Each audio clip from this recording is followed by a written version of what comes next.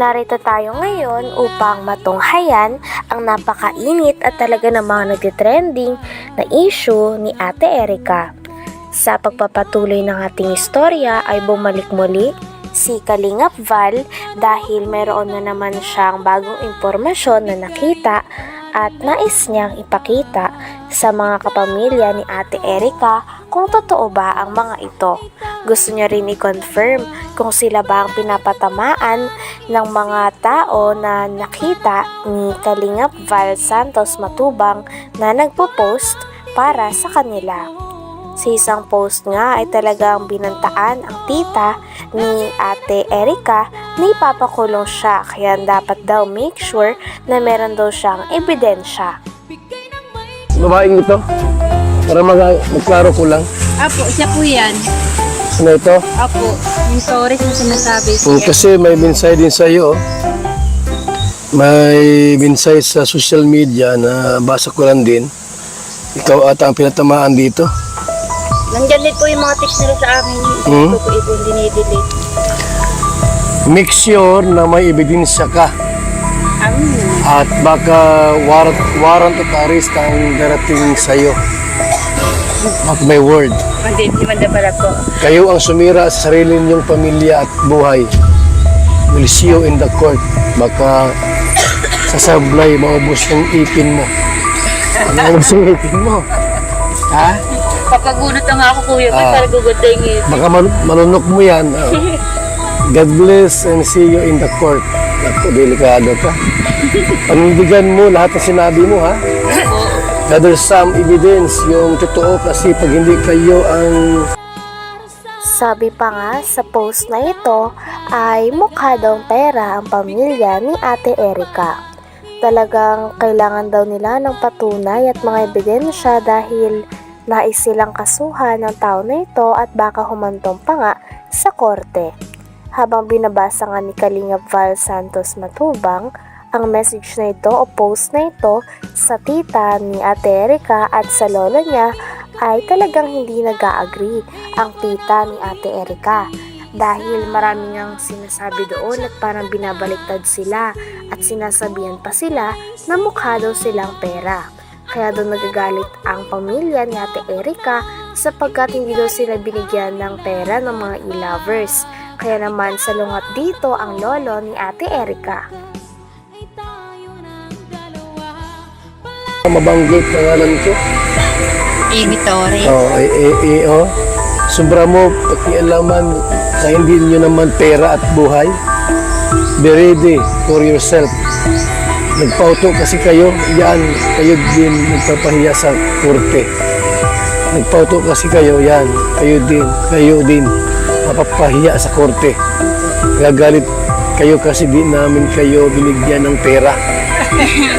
Ano naman po ang ang kinagagalit po namin sa Kasi kanila. mukha kayong pera. Yun nga po Kahit yun. nakabigay kami ng ilang bisis, deny kayo ng deny. Ano yun?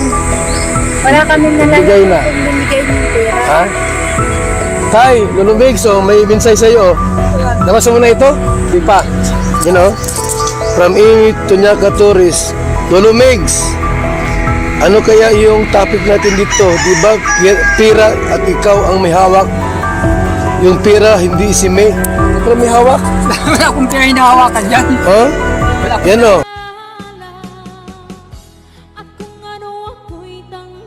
Grabe at todo nga ang pagsalungat ng lolo ni Ate Erica sa mga message at post na binabasa sa kanya ni Kalingap Val Santos Matubang. Talagang walang katotohanan daw ang mga ito dahil lang totoo daw ang sinasabi nila. Talagang hindi nga din daw sila natatakot dahil alam din nila sa sarili nila na nagsasabi sila ng totoo. At kitang-kita din na naniniwala naman si Kalingap Val Santos Matubang sa sinasabi ng pamilya at lolo pati na rin ng tita ni Ate Erica. Grabe at patagal ng patagal ay mas lalo na nga umiinit ang mga balita tungkol sa issue ni Ate Erica. Sino nga ba ang talagang may mali sa issue na ito? Pera at ikaw ang may hawak. Yung pera, hindi si May. Pero may hawak. Wala akong pera hinahawakan dyan. Ha? Wala akong Yan o. pera. Dahil kayo ang bumili ng mga gamit. Utos lang ni sila. Utos yun yung sisila. Anong gamit yung binili niyo, tay? Yung siminto, ano, yung mga agribil, yung mga ginagamit. Saan ginamit? Sa bahay din. Okay. Hindi pa mambaga kami ba na gawa ng Magkano halaga noong binigay sa'yo? lang yata yun. Tandaan lang yata yun. 100,000 Oo. binigay. Hindi man, Hmm. sa kanya naman ang gagaling. Ibigay nga sa akin. Ikaw daw ang may hawak ng pera, hindi si May. Wala sa akin, sa kanya. Siya nagbibigay ng pera pang bili ng mga Kaya ako tayo nandito para malinaw ko naman kasi baka mamiyas. Pero ang salita ko, yung pala, ikaw pala may kasalanan. Wala. Ha? Ako po sir talaga Oh. wala. Sinabi pa nga sa post na talagang parang sobra na daw ang pamilya, lalo na ang tita ni Ate Erika at ang lolo ni Ate Erika sa kanya. Kaya naman pinagtatanggol nga ng post na ito si Ate Erika at ang kanyang ate. Talagang sabi nga ng lolo ni Ate Erika ay napakarami daw maling impormasyon doon at talagang pinaliwanag din ni Lolo Miguel ang kanyang sarili sa mga manonood. Talagang marami pa nga mga bagay na hindi nalilinaw tungkol sa issue na ito, kaya mareresolba pa kaya ang mga ito? Dahil nagagalit na nga talaga si Lolo Miguel pati na rin ang tita ni Ate Erika. Talagang habang patagal na patagal ay mas umiinit na nga ang issue nito. Sino nga ba ang tunay na may mali? Ang pamilya ba ni Ate Erika o sila Ate Erika at ang kanyang ate?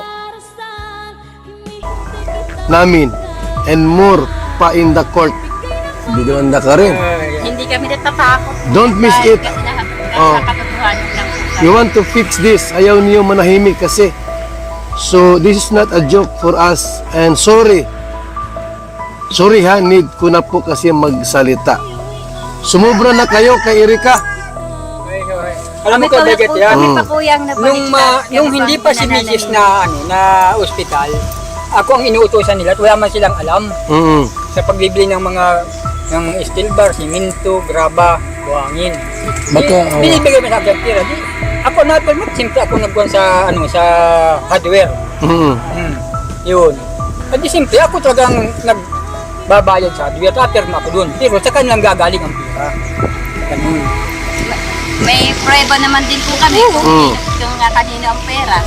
Kahit tiyahin ko kapag salita. Oh. So, sumubra na kayo kay Erika. Grabe at todo explain nga si Lolo Miguel sapagkat mali-mali daw ang mga sinasabi nila sa post na pinapatamaan sila. Bukod sa sinabihan sila ng mukha silang pera, ay sinasabi pa na kinokontrol nila ang pera nila Ate Erika at sa mga pagpapagawa ng bahay. Pinaliwanag naman ni Lolo Miguel na sila mismo ang nanghingi ng tulong kay Lolo sapagkat wala daw silang alam sa mga pagpapatayo ng bahay at mga simento, kaya naman siya lang daw ang bumili, ngunit sa barangay naman daw iyon. Anak, ang dapat ay obligasyon sa inyo. At wala kayong pakialam doon sa pera ni John A. o pera namin dahil hindi po sa inyo yun. Wala kayong karapatan sa pera yan. Karapatan dahil nagpapatulong sila sa akin. Ang sabi, tulungan, wala silang alam, magpagawa ng bahay. Ako nagpagawa ng bahay na yun. At yung bahay pong yun ay sa barangay. Looting yun, ako ang nagbili nun. Ngayon, ang sabi ko, doon sa binili nyo, nakuha, at diyan din nangyari, walang kuryente, di itong madali at may kuryente. Di, pick ko namin yung kuryente, pinalo up namin, nagkaroon ng kuryente. Ayun ang pinagawa namin para madali-dali nga. Ay, pira sa sabi na ako naghawak ng pira, hindi wala sa akin yan. Sila nagbibigay ng pira sa akin. Na Na pambayad sa mga biyada. inutusan ka lang. Utos ka. Nga po, ginamit lang ako. Ay, kung alam ko lang ang magkakaganyo, hindi ako masunod sa kanila. Yung ganyang ginagawa. Bakit tayo